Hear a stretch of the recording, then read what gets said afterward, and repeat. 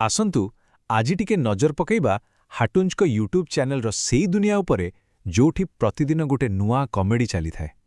ଆମେ କଥା ହେବା ସେଇ ଭାରତୀୟ ମଧ୍ୟବିତ୍ତ ପରିବାରର କାହାଣୀ ଯୋଉଠି ମଜା ବି ଅଛି ଆଉ ଟିକେ ଅସଜଡ଼ା ଜୀବନ ବି।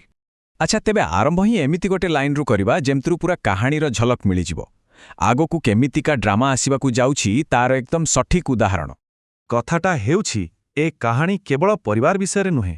ଏହାର ଆରମ୍ଭ ହେଉଛି ଆମ ନାୟକର ନିଜ ଭିତରୁ। ତା ମୁଣ୍ଡ ଭିତରେ ଯେଉଁ ଅଜବ ଗଜବ ଆଉ ମଜାଦାର କଥା ସବୁ ଚାଲିଥାଏ ସେଇଠୁ। ଦିନର ଆରମ୍ଭଟା ହିଁ ହୁଏ ଏକ ବଡ଼ ଦ୍ୱନ୍ଦ୍ୱରୁ। ଗୋଟେ ପଟେ ଶରୀରର ଆବଶ୍ୟକତା ଆଉ ଆରପଟେ ପେଟର ଲୋଭ। ସତ କହିବାକୁ ଗଲେ ଏ ଦୁଇଟା ଭିତରେ ତାଳମେଳ ରଖିବା କୌଣସି ବଡ଼ ମ୍ୟାନେଜର କାମଠାରୁ କିଛି କମ୍ ନୁହେଁ। ଆଉ ଖାଲି ଏମିତି ବଡ଼ ବଡ଼ ଦ୍ୱନ୍ଦ୍ୱ ନୁହେଁ, ଜୀବନରେ ଏମିତି ଛୋଟ ଛୋଟ ରହସ୍ୟ ବି ଭରି ରହିଛି ଯାହାର ସମାଧାନ କେବେ ମିଳେନି। ଯେମିତିକି ସେ ଯେଉଁ ସାବୁନ ଉପରେ ଲାଗିଥିବା ଚୁଟିଟା, ସେଟା ପ୍ରକୃତରେ କାହାର? ଏହାର ଦାବିଦାର ତ କେହି ହେବାକୁ ରାଜି ନୁହନ୍ତି। ଚାଲନ୍ତୁ ଏବେ ଆଗକୁ ବଢ଼ିବା ଆଉ ଦେଖିବା ଏ କାହାଣୀ କେମିତି ଆଗକୁ ବଢ଼ୁଛି। ଆସନ୍ତୁ ଭେଟିବା ଏ ଘରର ଦୁଇଟି କେନ୍ଦ୍ରୀୟ ଚରିତ୍ରଙ୍କୁ, ମା ଆଉ ବାପାଙ୍କୁ। ପ୍ରଥମେ ଆସନ୍ତୁ ମାଆଙ୍କୁ ଦେଖିବା, ଯାହାଙ୍କର ଗୋଟିଏ ହିଁ ମିଶନ ଥାଏ, ଯେମିତି ଘରେ କେହି ବି ମିନିଟିଏ ପାଇଁ ବି ଖାଲି ନ ବସୁ। କିଏ ଟିକେ ଆରାମରେ ବସିଗଲା ମାନେ ବାସ୍ ତାଙ୍କ ପାଇଁ କାମ ରେଡି। ଆଉ ଏଇଥିପାଇଁ ତ ଘରେ ସବୁବେଳେ କିଛି ନା କିଛି ହାଇରିସ୍କ ମିଶନ ଚାଲିଥାଏ। ଯେମିତି ଦେଖନ୍ତୁ, ଦାୟିତ୍ୱ ଥିଲା ପୂଜା ଆଣ୍ଟିଙ୍କୁ ବ୍ଲାଉଜ ପହଞ୍ଚିବାର, ହେଲେ ବାସ୍ତବରେ ତାଙ୍କ ପାଖରେ ପହଞ୍ଚିଲା କ'ଣ ନା ଗୋଟେ ରୁଟି।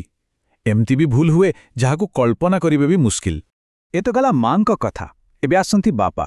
ତାଙ୍କର ଗୋଟେ ଖାସ୍ କଥା ହେଲା, ସ୍ଥିତି ଯେତେ ବି ଗମ୍ଭୀର ହେଉନା କାହିଁକି ସେ ସେଥିରୁ ଗୋଟେ ଶିଖିବାର ସୁଯୋଗ ବାହାର କରିଦିଅନ୍ତି। ଆରେ ଏପରିକି ପୁଅ ଗାଡ଼ି ତଳେ ପଡ଼ିଥିବା ବେଳେ ବି ତାଙ୍କର ପ୍ରଥମ କାମ ହେଉଛି ଜ୍ଞାନ ଦେବା। ଆଉ ତାଙ୍କର ଏଇ ଯୋଉ ଲେକ୍ଚର, ସେଗୁଡ଼ା ତ ଘରେ ପୁରା କିମ୍ବଦନ୍ତୀ। କାରଣ କିଛି ବି ହୋଇପାରେ, କୋଲଗେଟ୍ର ଦାମ ବଢ଼ିବାଠାରୁ ଆରମ୍ଭ କରି ଗାଡ଼ିର କ୍ଲଚ୍ କେମିତି ଠିକ୍ରେ ଛାଡ଼ିବା କଥା, ଏପରିକି କାହିଁକି ଗ୍ୟାସ୍ ଷ୍ଟୋଭ୍ ଉପରେ ଧ୍ୟାନ ଦେବା ଦରକାର, ସବୁ ବିଷୟରେ ତାଙ୍କ ପାଖରେ ଭାଷଣ ରେଡି ଥାଏ। ଏ ପରିବାରର ଦୁନିଆରେ ବେଳେବେଳେ ବାହାରୁ ବି କିଛି ଶକ୍ତିର ପ୍ରବେଶ ହୁଏ, ଆଉ ସେତେବେଳେ ଘରର ପୂରା ମାହୋଲ ବଦଳିଯାଏ।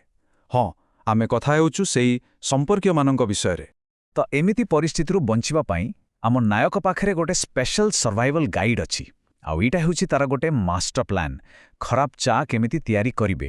ବାସ୍ ଥରେ ଖରାପ ଚା ଦେଇଦେଲେ ଜୀବନ ସାରା ଚା ତିଆରି କରିବା ଦାୟିତ୍ୱରୁ ମୁକ୍ତି। ହେଲେ ଏଇ ବଞ୍ଚିବାର କଳା ଭିତରେ କେବେ କେବେ ସର୍ବସାଧାରଣରେ ଅପମାନିତ ହେବାକୁ ବି ପଡ଼େ।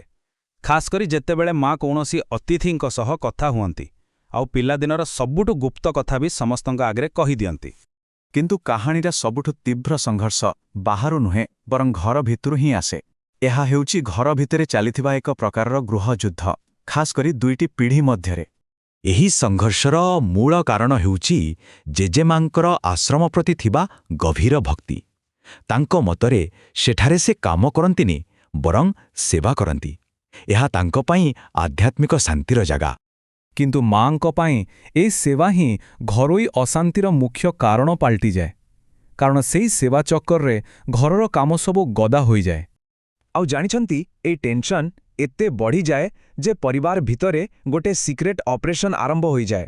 ଜେଜେମା ପ୍ରତିଦିନ ଆଶ୍ରମରୁ ଯେଉଁ ପତାସା ମିଠା ଆଣନ୍ତି, ପରିବାର ଲୋକେ ତାକୁ ଲୁଚେଇକି ଗୋଟେ ବସ୍ତାରେ ଜମା କରନ୍ତି। ଆଉ ମାସ ଶେଷରେ ସେଇ ବସ୍ତାକୁ ପୁଣି ଆଶ୍ରମକୁ ହିଁ ବିକ୍ରି କରିଦିଅନ୍ତି।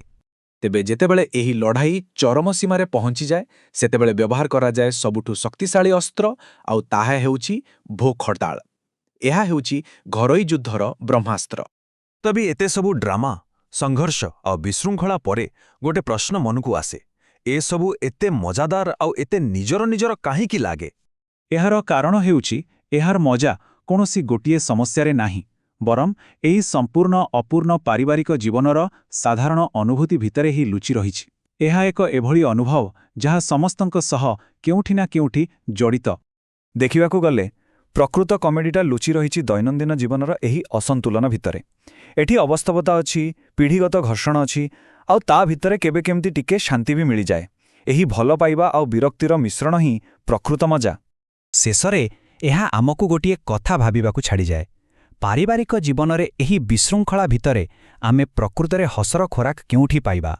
ବୋଧହୁଏ ପ୍ରକୃତ ମଜାଟା ଏହି ବିଶୃଙ୍ଖଳାର ମୁକୁଳିବାରେ ନାହିଁ, ବରଂ ଠିକ୍ ଏହାରି ଭିତରେ ହିଁ ହସିବାର କାରଣ ଖୋଜି ନେବାରେ ଅଛି।